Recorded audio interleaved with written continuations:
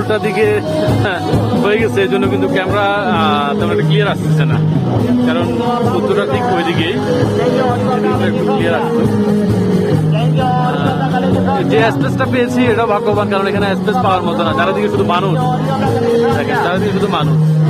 এরপরে হয়তো যে ধর্মগুরু তাদের সংস্কারের কাজ, সৎকারের যে কাজ সেটা শুরু হবে সম্ভবত।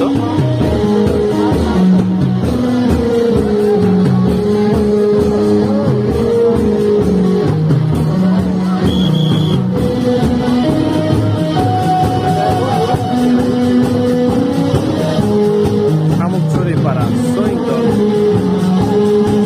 দল, তাদের দলের নাম হচ্ছে সুইং দল।